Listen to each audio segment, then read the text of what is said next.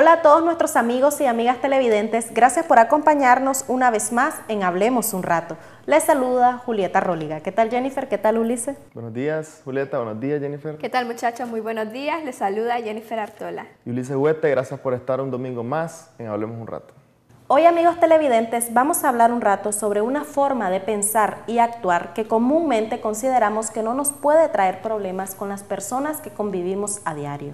Vamos a hablar un rato sobre el ego. Conoceremos las consecuencias de este tipo de comportamiento en nuestras vidas. Así es, Julieta y Ulises, y también durante el programa, los especialistas nos van a dar algunas recomendaciones para que el ego no se apodere de nuestros pensamientos y nuestros comportamientos. También les presentaremos la historia de dos jóvenes quienes se consideraban egocentristas en algún momento de sus vidas. Y para dar inicio al tema de hoy, veamos qué es el ego. El ego tiene que ver con la personalidad y lo podemos incluir o agregar en lo que es todo lo que abarca la personalidad. Y la personalidad, recordemos que el conjunto de rasgos emocionales y conductuales que van a caracterizar a una persona. Y esto va a desarrollarse en la vida diaria y vamos a ver de que son relativamente estables y en algunas personas pueden ser predecibles. Podríamos definirlo como ese sentimiento o creencia, mejor dicho, de que yo soy lo más importante del universo.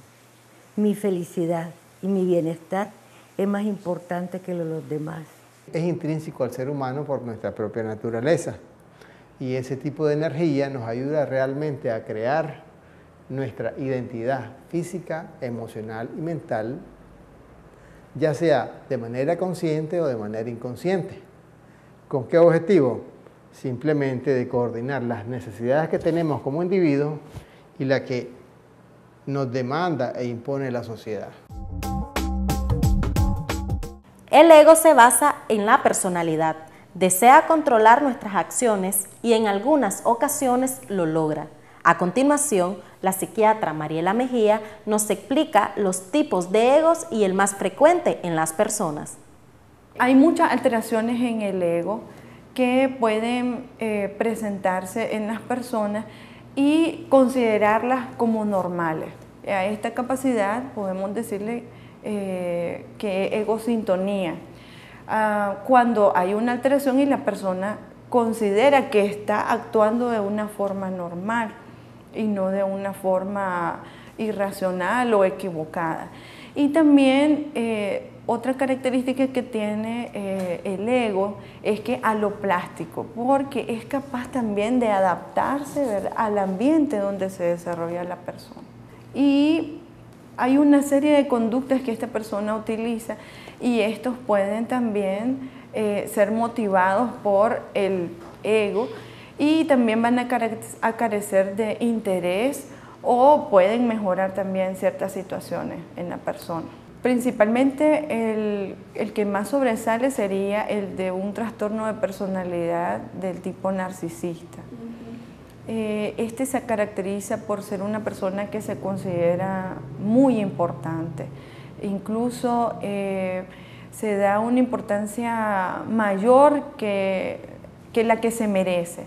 Considera muchas veces que su trabajo es el de mejor calidad que el de los demás y que nadie va a poder suplantar, que es una persona irrepetible, que es una persona que debe desarrollarse en un medio elitista o en cierta clase social. Incluso que cada vez que llegue a un determinado lugar debe ser tratado con mucha admiración, mucho respeto, aún sabiendo que las demás personas no le conocen ni están informados acerca de sus logros, pero por lo general tienden a buscar la confirmación de los demás. Son personas que muchas veces no tienen empatía y que generan algún grado de interés en la sociedad a través de algo que les llame la atención a los demás. El El ego, en la mayoría de los casos, se encarga de generar juicios discriminatorios a las otras personas, pero también de crear pensamientos o acciones para autodefenderse. A continuación, el ingeniero Jorge Méndez nos explica por qué hay ego positivos y negativos. Es esa energía que crea nuestra propia identidad, pero que nosotros, digamos, la orientamos en la dirección contraria a lo que debe de ser. En la medida que nosotros tengamos pensamientos, digamos, con características contrarias, ojo, contraria a la satisfacción personal que yo puedo tener conforme a mis necesidades y a la demanda que me imponga la sociedad. En lo cotidiano vemos cómo todas nuestras acciones están impulsadas por el ego. Por ejemplo, me llamaste y me dijiste que una entrevista. Sería interesante revisar la intención, ¿verdad? Primeramente, si mi intención es de ego, qué emoción, voy a salir en televisión. Pero si mi intención es, si yo transmito a través de este programa que bien he escuchado como pautas de vida, ¿no? Puedo transmitir las enseñanzas de Buda y así ayudar a los demás. Voy a hacer una acción beneficiosa para los demás. Ahí no hay ego. Pero es más fácil, más común, más acostumbrados y familiarizados a esto primero, a que sea nuestro ego el que responda de inmediato. El ego negativo se puede dar en una madre, por ejemplo, que tiene su hijo, pero ella quiere ser la primera. El hombre se casa, pero ella no acepta la nuera, porque ese hijo es mío. Y entonces, ¿qué pasa cuando vos estás trabajando en el ego, digamos, negativo? Te vas a generar unas emociones como la ira, como el apego, como la ignorancia y una combinación de ignorancia y apego.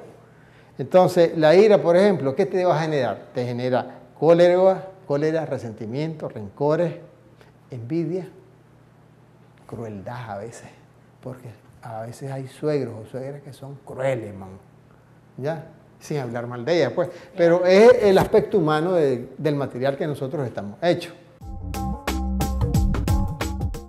Se considera que el ego solo lo tienen las personas jóvenes o adultas.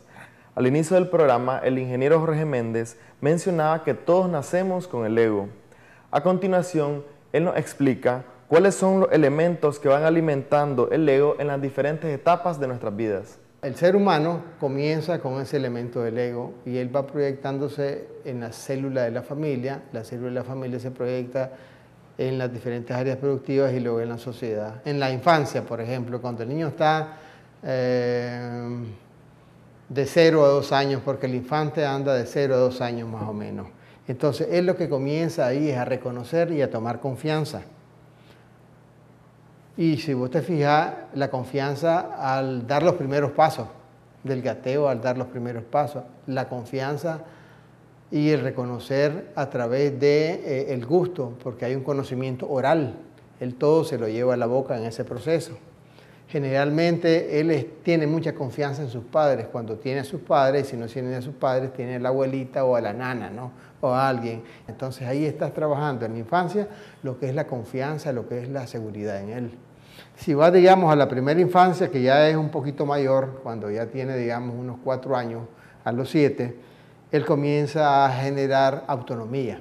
Ellos simplemente actúan nada más, corren, toman las cosas, ellos quieren hacer las cosas solos y cuando no las hacen solo ponen rabiatas y los papás no los comprenden, creen que es un chavalo malcriado, que está molestando mucho, que es incontrolable, pero él está en ese proceso de ir encontrando ¿qué cosa? Su autonomía de hacer las cosas. Luego tenés la adolescencia, que es la edad muy incómoda generalmente se dice que es la edad difícil.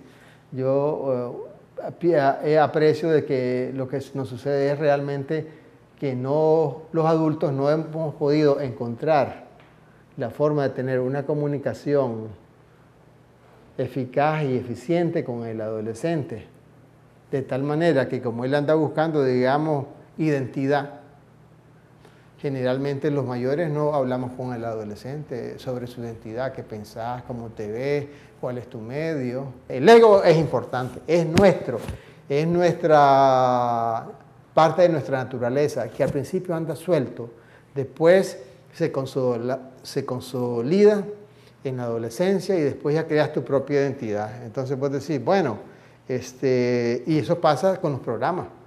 Tu programa ya tiene una identidad. Sin esa identidad, nosotros estaríamos perdidos. Entonces el ego hay que saberlo administrar y saberlo dimensionar para que no te arrastre.